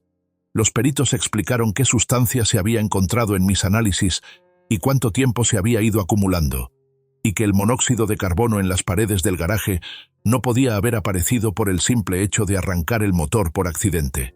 Los representantes de la aseguradora explicaron quién había impulsado la póliza. Gloria recordó cómo Valeria siempre era la que me servía el café, apartándola a ella, cómo la despidió de manera repentina, cómo se le ponía la piel de gallina solo de estar cerca de ella. También declaró el exesposo de Valeria, Andrés Fuentes, el mismo con quien ella se había ido años atrás. El tiempo no había sido amable con él. Canas, arrugas, una fatiga crónica en la postura. Ella siempre decía, no importa, tarde o temprano mi padre se va a morir y todo va a quedarse para mí. En ese momento, yo pensaba que solo eran palabras crueles. La defensa trató de presentar a Ricardo como el gran villano, un hombre que se había aprovechado de una mujer vulnerable. Pero cada intento de esa clase se estrellaba contra las grabaciones de Mateo. Ahí, Valeria insistía por su cuenta, inventaba los detalles por sí misma, celebraba cuando yo firmé la póliza, trazaba ella misma los tiempos. Cuando me llamaron al estrado, caminé sintiéndome ajeno a mí mismo. El mismo saco, la misma voz, pero por dentro un cansancio como si hubiera vivido 10 años extra. Cuéntele al tribunal cómo afectó todo esto su vida, dijo la jueza. Hace casi un año, empecé. Yo estaba convencido de que había recibido una segunda oportunidad. Mi hija, con la que no hablaba desde hacía muchos años, volvió a mi vida y trajo consigo a un nieto al que yo nunca había visto. Pensé que era un regalo, la posibilidad de corregir algo. Resultó que en ese momento la sentencia ya estaba firmada, solo que no para ella, para mí. Conté cómo confié en ella, cómo le entregué parte de mis asuntos, cómo cada mañana bebía el café de sus manos y lo tomaba como una muestra de cariño, cómo terminé tirado en el piso del garaje, sintiendo que la conciencia se me iba, cómo pensé, aquí se acabó todo, y cómo me sacó de ahí un muchacho al que yo creía gravemente enfermo. Lo más duro, dije, ni siquiera fue que quisiera matarme. Lo más duro fue que utilizó a mi nieto. Lo obligó a fingir. Le contó que yo era un monstruo. Y cuando ese muchacho, a pesar de todo, eligió la verdad en lugar del miedo, entendí que sí tenía una familia, solo que no era la que yo había imaginado. Sentí que se me cerraba la garganta e hice una pausa. No le deseo ningún mal a mi hija. Sigue siendo mi sangre, y me duele verla ahí. Pero le pido al tribunal que le imponga una pena que deje claro una cosa. Incluso cuando se trata de las personas más cercanas, actos como estos no pueden quedar sin consecuencias. La jueza me dio las gracias y me dijo que podía volver a sentarme, pero me quedé de pie. Cuando llamaron a Mateo, para mí era importante seguir ahí, aunque fuera con la mirada. Él se acercó al estrado con camisa y pantalón oscuro, como un adulto, aunque le temblaban las manos. «Por favor, di tu nombre», dijo la jueza con suavidad. Él lo dijo. «Cuéntanos qué es lo que más recuerdas». Mamá me decía que abuelo nos había abandonado, que era malo, que no nos quería. Durante mucho tiempo pensé eso. Y cuando nos mudamos aquí, dijo que yo tenía que actuar un poquito, para que abuelo entendiera lo mal que estábamos y no nos echara. Yo creía que solo estábamos tratando de sobrevivir, que todo era por eso. Hablaba con calma, tomando aire, sobre las conversaciones nocturnas detrás de la puerta, sobre el teléfono, las grabaciones, sobre cómo me arrastró fuera del garaje. «Yo todavía quiero a mi mamá», dijo al final, en voz baja, y en la sala se hizo un silencio absoluto. Pero lo que estaba haciendo estaba mal, y si yo me hubiera quedado callado, habría matado a abuelo. Me da miedo que esté en la cárcel, pero me daría todavía más miedo que siguiera caminando por la calle como si no hubiera pasado nada. La jueza le dio las gracias. Cuando Mateo regresaba a su asiento, vi cómo Valeria, dentro del cubículo de cristal, apretaba los puños hasta que se le pusieron blancos los nudillos, pero no fue capaz de levantar la vista. Después vinieron los alegatos. El fiscal acomodó todo con calma. El motivo, la preparación, los actos. La defensa, por última vez, intentó jugar la carta de la compasión. Una mujer sola, una vida difícil, deudas, un momento de desesperación, pero que no había llegado hasta el final. A eso el fiscal respondió en voz baja. Ella no renunció a sus planes. Fue detenida desde afuera. Si no hubiera sido por la intervención de un menor y de las autoridades, hoy no estaríamos hablando de un intento, sino de un asesinato consumado. Finalmente llegó el día de la sentencia. La sala era casi la misma, pero el aire se sentía más espeso. La jueza estuvo un largo rato enumerando los hechos probados, la tipificación, los artículos. Yo estaba sentado, aferrado al borde de la banca, con Mateo a mi lado y Torres un poco detrás, como una sombra que se había vuelto parte de nuestro paisaje. El tribunal concluye que es necesario imponer a Valeria Salinas una pena de 20 años de prisión, dijo la jueza. Las palabras 20 años sonaron como un golpe. Alguien en la sala dejó escapar un suspiro ahogado, y Mateo a mi lado soltó un sollozo. Para una mujer de su edad, eso era prácticamente toda la vida que le quedaba. Ricardo Soto, continuó la jueza, por su participación en la preparación del delito y por su colaboración en el fraude al seguro. 15 años de prisión en un centro penitenciario de máxima seguridad. Siguió hablando de abonos al tiempo ya cumplido y del derecho a apelar. Pero yo lo escuchaba todo como a través del agua. Valeria estaba de pie dentro del cubículo, blanca, con los dedos enterrados en el borde de la banca. La mirada le recorría la sala hasta que se detuvo en mí. ¿Estás contento?, articuló sin voz con los labios. Di un paso un poco más cerca. Conseguí una sola cosa, dije en voz baja, que ya no pudieras hacerme a mí ni a Mateo lo que intentaste hacer. Todo lo demás te pertenece a ti y a tu conciencia. Ella se sacudió como si le hubieran dado una bofetada. Se volvió, y por primera vez en todo ese tiempo, lloró de verdad, no como en una escena, sino con un llanto pesado y silencioso, con los hombros temblando. Los custodios abrieron el cubículo, le pusieron las esposas y se la llevaron por el pasillo. No volvió a mirar atrás ni una sola vez. Mateo y yo salimos por una puerta lateral para evitar las cámaras. En la escalinata nos alcanzó Torres. Formalmente, mi trabajo terminó, dijo. Pero si alguna vez me necesitan, ya saben dónde encontrarme. Le di las gracias sin encontrar las palabras correctas. Todo lo que quería decir no cabía en ningún gracias. Bajamos hacia la plaza. La ciudad nos recibió con una llovizna suave. «Abuelo», preguntó Mateo en voz baja cuando llegamos al coche. «¿Ahora sí ya terminó todo?» Miré el edificio del tribunal. El asfalto mojado. Con el caso sí, pero con lo que llevamos por dentro, eso nos va a tomar mucho más tiempo. Lo peor ya quedó atrás. Él asintió y me tomó del brazo como un adulto, aunque por edad seguía siendo claramente un niño. Pasó aproximadamente un año desde la sentencia. Una mañana me descubrí sentado en la cocina, ya no en aquella casa enorme y hueca, sino en una cocinita clara y normal, de una casa de 2 pisos, en un barrio tranquilo.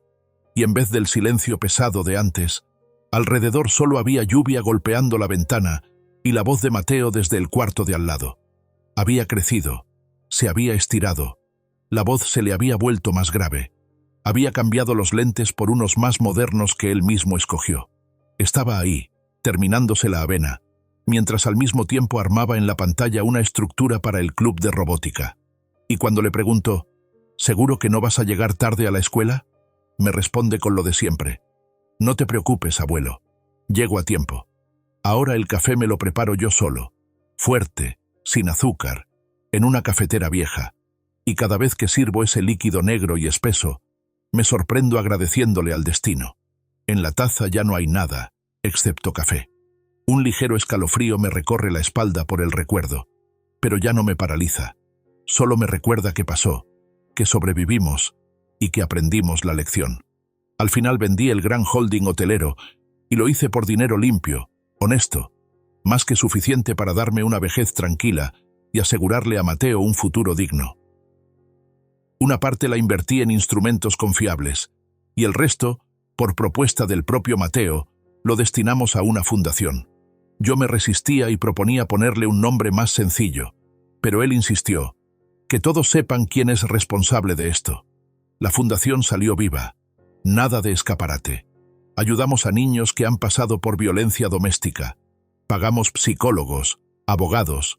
A unos les rentamos vivienda, a otros les compramos ropa y útiles escolares, y a veces hasta boletos a otra ciudad, cuando hay que sacar urgentemente a un niño del entorno donde lo están quebrando. Cuando Marcos o Torres me mandan un reporte: aquí una niña ya está con una familia de acogida, aquí un muchacho entró a la universidad. Pienso que tal vez así logro convertir al menos una parte de aquella historia tan terrible, de puro dolor, en acción. El consejo de la fundación terminó siendo casi una familia. Marcos se encarga de las finanzas y de los contratos, Gloria se ocupa de que la ayuda llegue de verdad a quien la necesita, Torres asesora en los temas legales, y el doctor Ramírez, para sorpresa de él mismo, se volvió uno de los principales impulsores de la ayuda psicológica gratuita para niños que han sobrevivido a la violencia. Mateo cambió en ese año más que en todos los anteriores juntos. Al principio trataba de cargar con todo. Controlaba mis medicinas, las cuentas, los horarios. Hasta que la psicóloga a la que nos canalizó Torres nos sentó a los dos en un sofá y dijo en voz baja, pero firme: el rol del adulto ya está ocupado. Ese es el señor Salinas. Y a ti, Mateo, nadie te prohíbe ser un niño al que le pasaron muchas cosas duras, pero que tiene derecho a jugar, a enojarse, a equivocarse y a pedir ayuda. Yo mismo, al principio, iba con ella como quien va a una revisión incómoda y obligatoria. Pero un día me descubrí pensando que fue justo ahí donde por primera vez pude decir en voz alta: mi hija intentó matarme, sin quedarme atorado a la mitad, sino simplemente decirlo y escuchar a cambio no lástima, no condena, sino una respuesta profesional. Eso es terrible, pero usted sobrevivió. Ahora veamos cómo seguir viviendo con eso. Por las tardes, Mateo a veces vuelve de verla pensativo. Se queda callado un rato, y luego de pronto suelta: «¿Sabes, abuelo? Resulta que yo no estoy obligado a elegir entre mamá y tú.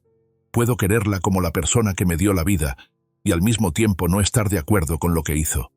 Muchos meses antes, todavía antes de vender el último hotel, llegó una carta, un sobre impecable con sello oficial, y adentro, una hoja cuadriculada escrita con la letra de Valeria, bien conocida, un poco amplia. Las manos me temblaron más que aquel día en el garaje. Se justificaba mucho, recordaba muchas cosas, pedía perdón y al mismo tiempo discutía la sentencia. Pero entre líneas estaba lo más importante. Entiendo lo que hice. Veo cuánto dolor te causé a ti y a Mateo. No te pido que me justifiques, pero quiero que sepas que de verdad te quise, a mi manera. Doblé la carta y la guardé en el cajón de abajo del escritorio, ahí donde están las fotos viejas y el acta de matrimonio. A veces, por la noche, cuando Mateo ya está dormido, la saco y la releo, y cada vez siento que dentro de mí pelean dos personas. Una quiere romper la hoja y tirarla. La otra alisa con cuidado los dobleces y piensa: tal vez algún día, cuando Mateo y yo estemos más firmes sobre nuestros pies, podamos ir a verla, mirarla a los ojos y decirle todo lo que quedó acumulado, no para recuperar el pasado, sino para salir de él de una vez por todas. Otra historia aparte fue la adopción. Al principio me daba miedo incluso pensar en eso. Después de todo, ya no tengo edad para estas cosas, y formalmente, él era mi nieto, no mi hijo. Pero el abogado me explicó que era importante fijar jurídicamente su situación, para que nadie, incluida la propia Valeria cuando salga en libertad, pudiera movernos el piso. La audiencia duró poco. La jueza, una mujer de ojos amables, le preguntó a Mateo: «¿Entiendes que ahora, oficialmente, el señor Salinas ya no va a ser solo tu abuelo, sino tu padre?» «Él ya se hace responsable de mí», respondió Mateo sin pensarlo. «El papel nada más viene a alcanzar lo que ya existe». La jueza sonrió y emitió la resolución. Cuando salimos a la calle con ese documento en la mano, Por primera vez en mucho tiempo, sentí no solo cansancio, sino algo parecido a una alegría tranquila. En la vida diaria todo se volvió simple, casi aburrido. Y en ese aburrimiento había tanta felicidad que a veces hasta yo mismo me sorprendía. Por las mañanas, cada quien a lo suyo. Mateo a la escuela y a su taller, yo a la fundación o a caminar al parque, donde se puede andar con calma sin esperar que de la esquina salga una nueva desgracia. Por las noches cocinamos juntos. Él me enseña a hacer unos tacos como debe ser. Me regaña cuando otra vez quemo la cebolla. Se ríe cuando termino con media sartén encima de la camisa. Después nos sentamos frente al televisor y escogemos alguna película vieja, sin superhéroes ni explosiones. En este año los dos ya tuvimos suficiente adrenalina real. Ahora nos bastan las historias sencillas, donde la gente solo intenta no traicionarse. Una noche Mateo me preguntó: «Abuelo, si aquel día hubieras decidido no declarar y simplemente sacar a mamá de la casa, ¿ella estaría presa ahorita?» «Lo más probable es que no», respondí con honestidad. «Se habría escondido un tiempo, luego habría ideado otra forma, y entonces ya no sabríamos en qué habría terminado todo». «O sea, ¿lo que hiciste no fue venganza?» Me miraba con atención. No necesitaba una frase bonita, sino la verdad. «Fue protección», le dije. «Primero para ti, después para mí». Y por paradójico que suene, en algún rincón profundo, también para ella. Porque cuando una persona empieza a caminar por un sendero así, y nadie la detiene, tarde o temprano, llega a un punto del que ya no hay regreso. Se quedó callado un momento y luego dijo: «¿Sabes? Creo que eso es la fuerza de verdad. No vencer a todos ni vengarse de todos, sino detener el mal, incluso cuando entra a tu casa con la cara de alguien querido, y aún así, no volverte igual». Él y yo hablamos mucho de la confianza. Durante mucho tiempo no podía estar tranquilo si alguien me servía el té. Me descubría revisando los envases de las pastillas, contando el cambio.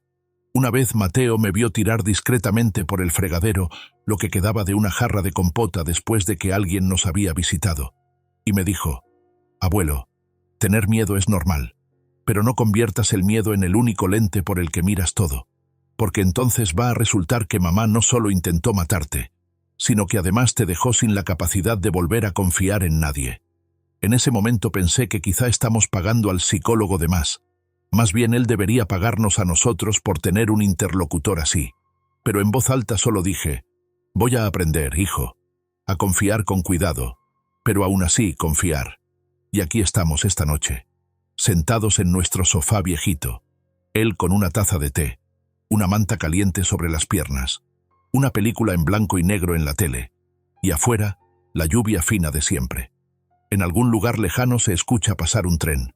Y yo entiendo una cosa: la vida no se convirtió en un cuento perfecto. Allá afuera sigue habiendo mucha gente que se engaña y se usa mutuamente, y en algún lugar lejano mi hija sigue cumpliendo su condena. Pero aquí, en este pequeño espacio entre cuatro paredes, ahora mismo no hay mentira, no hay miedo. No existe la idea de que alguien a tus espaldas esté preparándote la muerte. Y esa sensación vale más que cualquier dinero y que cualquier imperio. Si uno mira hacia atrás, es fácil decir que debí haberme dado cuenta antes. Escuchar a Gloria, escuchar a Mateo, escuchar a mi propio cuerpo, que gritaba que le estaban haciendo algo extraño. Pero cuando una persona quiere ver amor y cuidado, le cuesta muchísimo dejar entrar la idea de la traición. Por eso la principal conclusión a la que llegué es esta: la confianza no tiene precio, pero no anula la prudencia. Y si en algún lugar muy adentro algo te hace ruido, no hay que apagarlo con un «seguro solo me lo estoy imaginando». Por lo menos hay que mirar con más atención. A veces me preguntan si no me arrepiento de haberme puesto en contra de mi propia hija. Y cada vez respondo lo mismo. Me arrepiento de que en algún momento ella haya elegido el dinero antes que a las personas. Me arrepiento de haber perdido a mi hija desde aquel día en que azotó la puerta al irse. Pero de haberme protegido a mí y a Mateo, no me arrepiento ni un solo minuto. Porque si no lo hubiera hecho, yo ya no estaría aquí. Y él, tal vez, habría vivido toda la vida con la idea de que la voluntad de su madre fue más fuerte que su conciencia. Cerrar los ojos ante una alarma solo porque da miedo aceptar la verdad es mucho más peligroso que enfrentarse a ella una vez, cara a cara. Y todo lo demás tiene que ver con la elección. con a quién llamamos familia, si por la sangre o por los actos, y con si somos capaces, después de haber sobrevivido a una traición, de dejar aún así dentro de nosotros un espacio al menos para una persona en la que se pueda volver a confiar, no ciegamente, pero sí de verdad, porque sin eso la vida deja de ser protección y se convierte en una cárcel, por muy sólida que te parezca la puerta de tu propia casa. Gracias por su apoyo y por escuchar hasta el final. Incluso un solo like y un comentario ayudan a que este canal siga viviendo y creciendo. Y si la historia les pareció importante, compártanla con amigos o familiares.